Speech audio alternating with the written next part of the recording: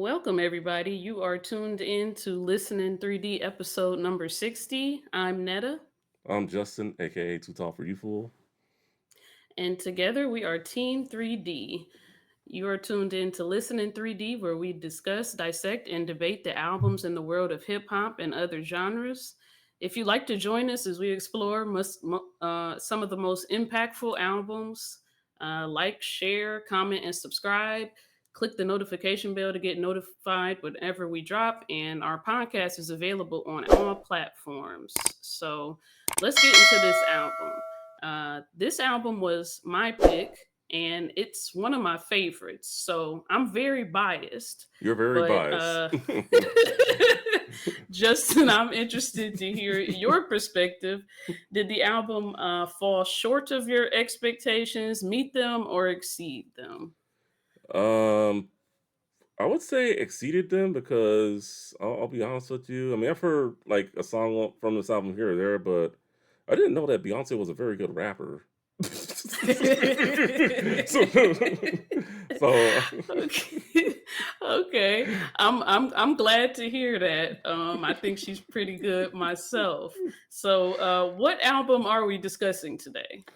all right. Today we will be discussing the Carters' debut album, Everything Is Love. It released June 16th, 2018. It's their debut studio album, certified gold, peaked at number one on the R&B hip hop album charts, number two on the Billboard 200.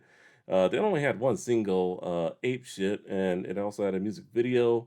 There were no guest appearances, but there were a handful of producers that helped with production on this album. So I guess they would be the guest appearances if you want to talk more about that. And that goes it for the facts with this album. Okay, so I'm gonna go into the some of the background facts about Jay-Z and Beyonce as if nobody knows them, but I'll give a brief overview. So Jay-Z, born Sean Corey Carter, rose from Brooklyn's Marcy Projects to become one of the most influential figures in hip hop. With a string of number one albums, he solidified his status as a rap legend and built a business empire. Check out episode 39 of Listening 3D for our review of the Black Album. We both loved it. It was Uh, very good. Beyonce, born Beyonce Giselle Knowles Carter in Houston, Texas, or Queen Bee, rose to fame as a member of the groundbreaking group Destiny's Child, which set the stage for her singular and iconic solo career. Some people have the voice, some people have the moves, some people have the looks, and Beyonce has the full package. Yeah, she has So, everything. Definitely. as most of you know, this wasn't Jay Z and Beyonce's first rodeo collabing together. They've collabed in every decade for the past 30 years. So, in 2003, their first collaboration was Bonnie and Clyde. 2003, Crazy in Love was their next collaboration. Deja Vu in 2006. 2013, Drunk in Love. And I see this album as a trilogy, even though officially it isn't one, Mhm. because in 2016, Beyonce released Lemonade, which ignited the speculation about tension and their marriage. It had themes of infidelity and forgiveness. Then the very next year, 2017, Jay Z releases 444, and it addressed some of his personal issues, some of his issues with the world at large, and it kind of fueled public controversy further. And then the next year, they released this album, Everything Is Love. It actually emerged as a surprise release. They were at their On the Run tour, On the Run 2, at their second show at London Stadium. And Beyonce announced to the crowd that they had a surprise before leaving the stage. And then the music video for Ape Shit played, and the album was born there, bringing together these two legendary and married artists to celebrate their love, success, and artistic evolution. So, do you have any pre-listening thoughts about Beyonce and Jay Z? I could just go off, what I've heard from them in the past. I really enjoyed the 2003 Bonnie and Clyde song that they did off the Blueprint too. That very good song. And Crazy in Love, Deja Vu, Upgrade You, Hollywood. Very good song. Rock Boys. I know Beyonce did vocals for that song, but they've collaborated over the years. So, with them getting married in '08 or whatever, it was only a matter of time before they did, like a Bonnie and Clyde or Jay-Z and Beyonce. I guess the Carters is the name they came up with. I didn't think they would use their real last names, but I guess you can kind of say they're the power couple in hip hop and R&B, I guess. I don't know, but yeah, it was only a matter of time before they did do it, and after listening to the album, I think they really killed it. I think it was great album, um, not very long, about 40 minutes, so easy listening. Don't I don't think there's really any filler, but there were some songs I like better than others after listening to it. So I mean that's the connection I got, and then just going back, Jay Z, he was one of the first rappers I listened to in hip hop. I think I said this back in episode 39 when we did the Black album, and then Beyonce, popular with Destiny's Child. So that was like around like high school for me. She and Destiny's Child were all over the place. I don't care what anyone says. Maybe she wasn't the best at anything during her time with Destiny's Child, but like you said earlier, I think she has the full package in terms of just the look. She can do, she can sing, she has the moves. Just I think she's better than her other bandmates from that band. So that's all I want to say there. But Yeah, so similarly, I was already a Beyonce fan. I've been a Beyonce fan since like 1997. I specifically remember being on the playground singing "No No No." So that was on Destiny's Child debut album. I remember the writings on the wall, great album, Survivor, Destiny Fulfilled. When she went solo, she really took it to another stratosphere. Single Ladies to me, that was like 2008 is when she became a certified legend in my eyes.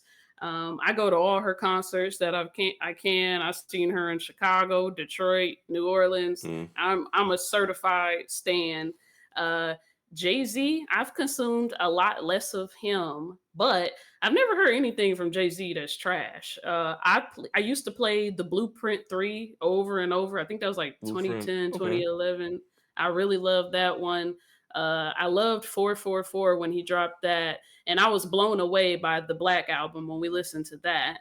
I've seen him in concert too. I went to the Watch the Throne concert, and it Mm. was one of the funnest, most hyped concerts I ever been to. I'm glad I was able to see those two, him and Kanye, perform before they fell out. Oh, And yeah. I also saw Jay Z and Beyonce at the on the Run tour in the same year this album dropped. So I, of course, expected great things from this album. Um, Moving on to the artwork, what did you think of this artwork? Well, I didn't know what to think until I saw the music video, and then after that, it all made sense. My biggest question is why aren't they on the artwork? I mean, just why you got two random people in the music video in the artwork? I mean, that just doesn't make sense to me. I think they could have went with that thumbnail that we saw for the music video on YouTube. If you guys go to, I believe Beyonce's YouTube channel, you can find it. But yeah, why weren't they on it? But I mean, the Mona Lisa in the background, I think is, I think that has a lot to do. But pretty much, it's just a scene from the Ape Shit music video, which I think it could have been better. I mean, I wouldn't have minded if it was them. That's I mean, even with no like letters or anything, or it's just yeah. Well, where are they? That's what I want to know. I had the same question.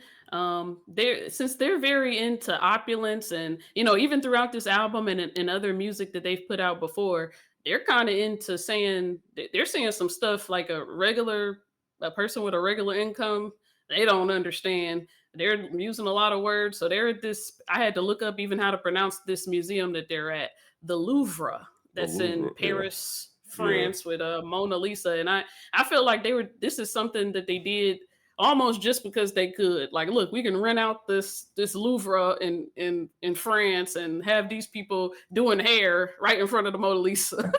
Yeah. Whatever they were going for.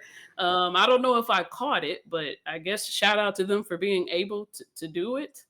But I agree with you that I think maybe Beyonce and Jay-Z should have been on the cover of their album. Yeah, it only makes sense, right?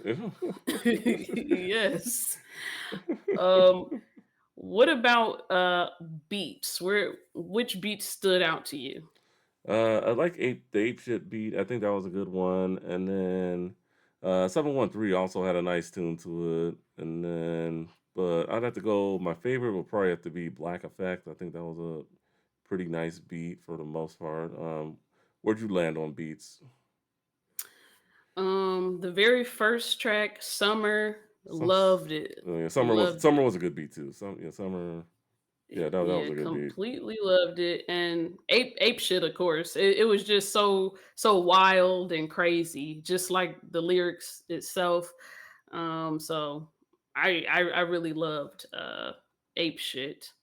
Um, and they only had one single on this album, which was ape shit.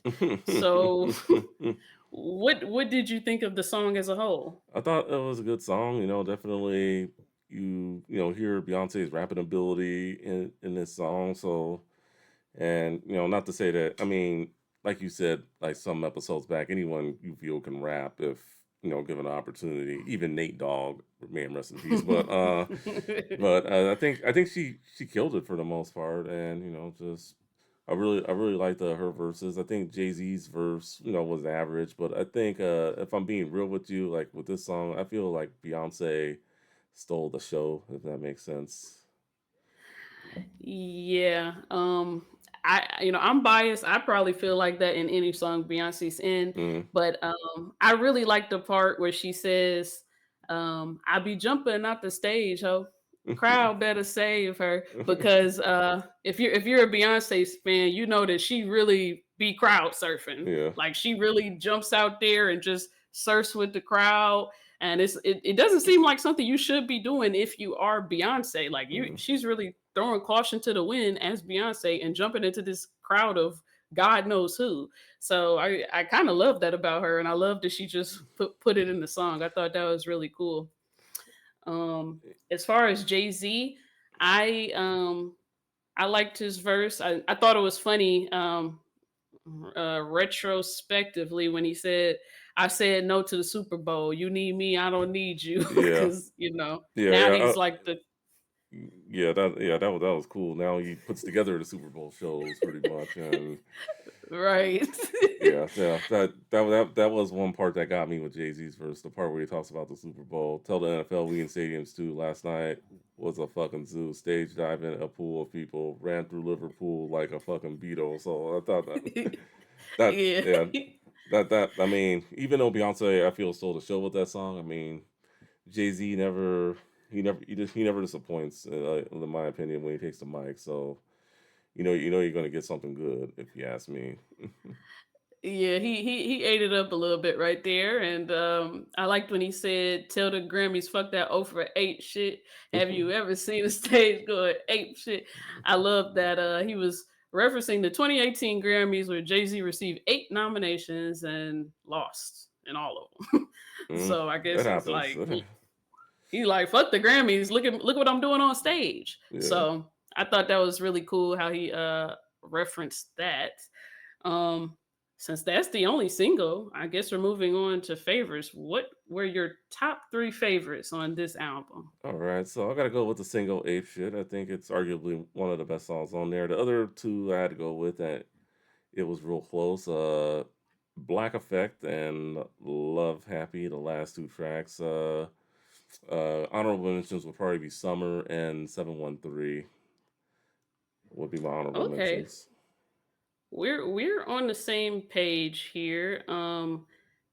I really like Ape Shit. That was my honorable mention. Okay. But my top 3 faves were Summer, So Friends, and like you, Love Happy. Love Happy. Okay. Um So tell me, which one do you want to start I with? guess we can start with Black Effect. What I like about it is, with Jay-Z and the chorus saying, "I'm good on any MLK Boulevard. I'm good on any MLK Boulevard." And if you go across the country, I think there's a MLK Boulevard in just about every city. I mean, there's one where you live, right? I would hope, right? Yeah. Every urban city has Yeah. a Well, you MLK Boulevard. Well, you'd be surprised. I mean, there's one. I'm not too far from Riverside, California. There's an MLK Boulevard in that side of town. I guess it's the Oh, toward downtown, but it's not like I wouldn't call it like a urban city or anything. It's more a suburb of Los Angeles, but it's big in oh, its own okay. right. So I mean, yeah, I think you can find them in non-urban cities also, but I know most of them are pretty much found in like urban, usually where blacks tend to live at or not far from, I guess. But yeah, just well, I just like the message behind the song. Just like the part where Jay Z talks about since Khalif Doc, they've been at my neck. Y'all can tell them Trayvon is coming next. The SEC, the FBI, or the IRS. I pass the alphabet boys like an eye test. I like the end of that first verse right there. That was pretty cool. And then definitely, I think and then I like how they teamed up in the second verse. I'm good anywhere I go. I pull up like freedom riders, hop out on a rodeo stump with your curls, your lips, Sarah Bartman hips. Gotta hop into my jeans like I hop into my whip. Yeah, I thought that was pretty funny there. I thought that was cool, but yeah, just good song, good overall. Um, yeah, I really enjoyed it. Nice beat, everything that comes with it. Definitely going back to my playlist for sure. I mean, I really enjoyed that one. I like Black Effect too. I like how Beyonce is kind of like backing up Jay-Z. He's just like, I'm good on every MLK. And she's like, I'm good. I thought that was pretty cool. And I like when Beyonce says, I will never let you shoot the nose off my pharaoh. I thought that was really cool. And even in the beginning, they have a older woman talking in the beginning, and she's just talking about how all love has a different shape, but it's all the same in the end. So I thought that was really good. They really kept the theme of love Yeah. throughout the album, and I really loved that about the album. Um, what was your other Uh, favorites? Love Happy. We could do that last if you want. If you want to talk about your two picks. Okay, what was your third? Oh, ape shit. Yeah, Ape Shit. We Okay. already talked about it. Um, the my favorite, one of my favorites was Summer. Summer. Uh, I just love that song. Like they're talking about being on a beach, and it really makes you feel like you're on a beach, and Hmm. it really went along with that theme of love in the Yeah. song.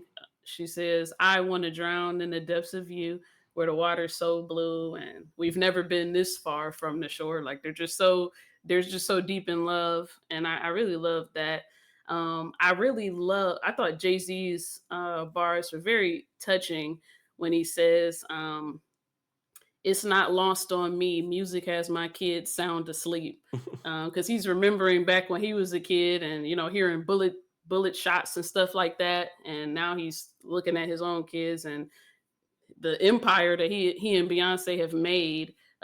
Music has his kids sound asleep, not worried about bullets or anything like that. So I thought that was wonderful. Yeah. Um, Yeah, it was.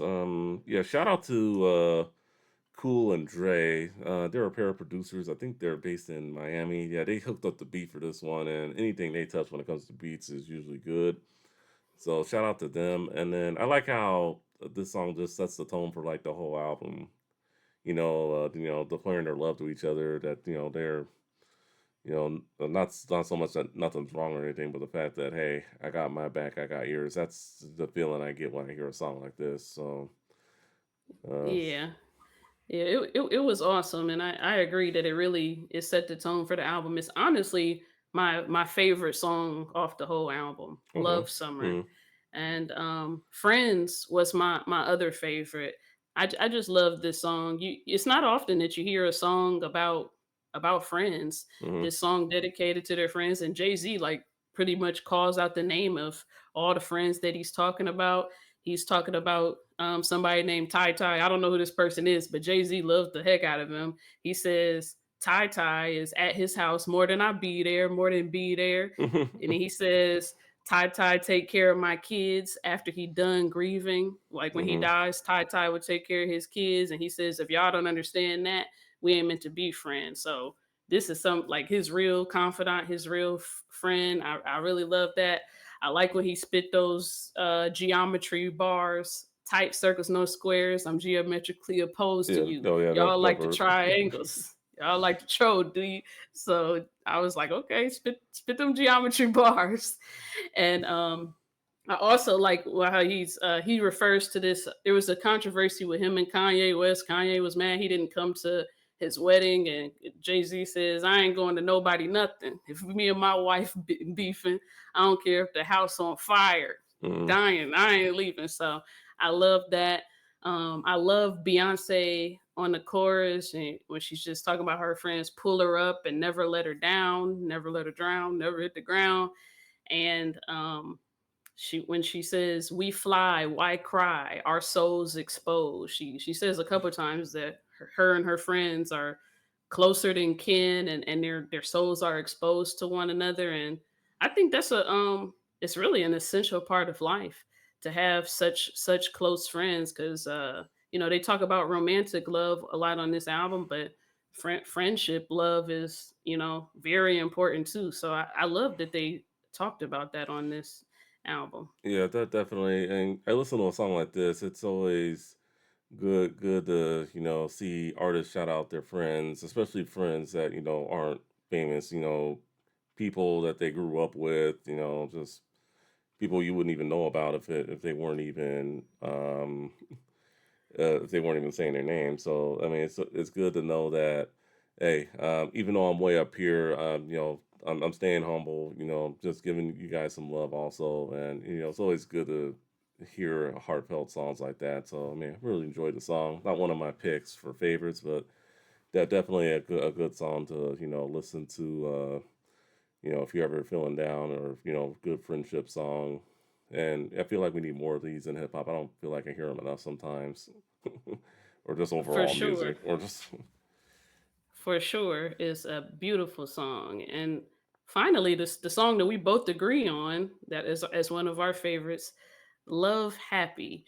Why did you pick this as one of your favorites? I just like how they're going back and forth. Like it seems like like during like whatever they're going through. It seems like they were kind of like talking about it through the song. Like maybe a little bit of argument here and there, but they get through it. And I just like the story, and in the end, it's like, hey, they're love happy. They're happy in love, if you want to call it that. So I just like how it started and pretty much how it ended. It wasn't a very long song, but it was pretty cool, and just it keeps you entertained. I guess is what I liked about it. What were your thoughts on this one? Yeah, along the lines of it keeping you entertained, I liked when she kind of referenced the controversy with the infidelity, and she says, "Yeah, you fucked up the first stone. We had to get married." And Hmm. Jay Z said, "Chill, chill." And then she Yeah. say, "We keeping it real with these people, right? Lucky I ain't kill you when I make that. All right, all right." Yeah, that And was probably my favorite part of the song. That was yeah, I thought that was cool. And I like when Beyonce says, "In a glass house, still throwing stones." I thought that was really funny. And I like when she's just talking about how they came back together after, not seeing eye to eye for a long time. She says, "Sometimes I thought we'd never see the light. mm, We went through hell with heaven on our side." I thought mm. that was a beautiful. I love that line. We went through hell. We went through hell with heaven on our side. That's a great way to look at life. Yeah, definitely.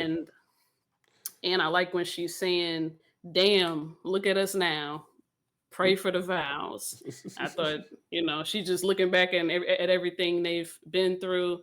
And she says, "Nightmares only last one night." So beautiful song. Mhm. Love the song. Love love the album in general. Yeah. Yeah, Um, very very good album. Very good album. This is a great pick, Netta. This really is. Uh, Thank you. I'm glad that you enjoyed it. Um, did you have any other songs you wanted to talk about? the 713. I'll just shout that out a little bit. I think it was cool he how they used the interpolation of Still DRE performing that. If I can go to the lyrics here real quick. But very interesting fact behind that song, Still DRE. Jay-Z helped write it, so I don't think he really stole anything from it, but I thought that was pretty cool how they used the interpolation. I'm representing for the hustlers all across the world still, dipping my Lolo's And my Lolo girl. girl still. I put it down for the 713, and we still got love for the streets. Yeah, so like I said, Jay Z helped write the song, so I don't think a lot of people know that. No, I didn't know that. Yeah, I didn't know where it was from, but I could hear the old schoolness as soon as I yeah, heard them rapping like that. I'm like, they got to come from something else. yeah, But I like that song too. I liked how Jay Z talks about how they met on the plane, and he talks about how she was dating somebody at the time, and he says, "I bet that dude rude today," mhm, and he talks about his first foolish mistake he made with Beyonce was he said, I brought my dude to play it cool, my first foolish mistake." I thought that was funny. And I liked when he described his first time jumping in the ocean. My first time in the ocean went exactly as you expect. Meanwhile, you going hard jumping off the top deck. So yeah, Beyonce going crazy in the ocean, jumping, and it sounds like he had a tougher time of it. So I mhm, thought that was funny to just even imagine. I see a lot of pictures of Beyonce and Jay Z on their yacht, doing all kinds of stuff. So I thought that was really funny and really it's not something tough guys, would usually even admit to. And I do see Jay-Z as somewhat of a tough guy. So I thought it was cool yeah, for him to show his vulnerable side on that. yeah. Um so any more songs you wanted to talk about? No, I think I'm good there with those. I just wanted to shout that one out, but yeah, yeah. So I'm Okay. good. So we'll move on to the album cuts and expansions. There are a couple of different versions of the album. There's a Beyonce.com edition of Everything is Love. You should check that out. And a Chop Not Slop edition of Everything is Love. So check that out if you want to. We have some recommendations. Cardi B, Invasion of Privacy. I remember when that album came out the same year, I believe, a little earlier in the year. So that was a Yeah. pretty good album.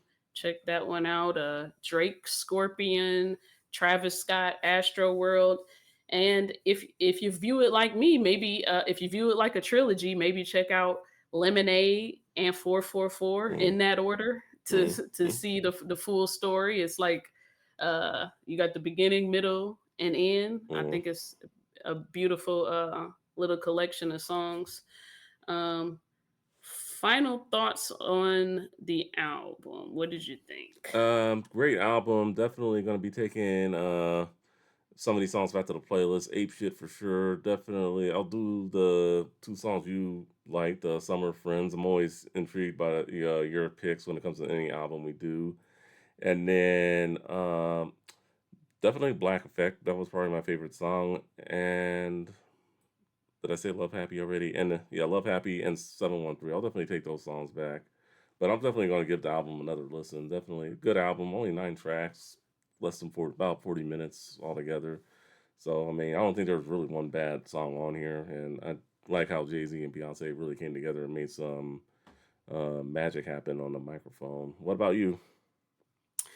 I agree with that. I think a mark of a real album, like the albums I love the most, whenever we're doing them, I notice is just stuff that just comes from people's heart Hmm. and their soul, and they put it out there. And I saw that in this album. I feel like they really just express all shapes of love, like the lady said on the song. She's talked about romantic love. They talk about the love for their children, love for their friends, and even love for their money and their opulence and all the rich people stuff they doing that I have no idea about. So I thought it was a really, really beautiful album. What are your thoughts on the album? Uh, what are your favorite tracks? Which ones did you not like so much? Let us know in the comments. Thank you for tuning in to episode number 60 of Listen in 3D. We'll see you on the next one. Later. Later.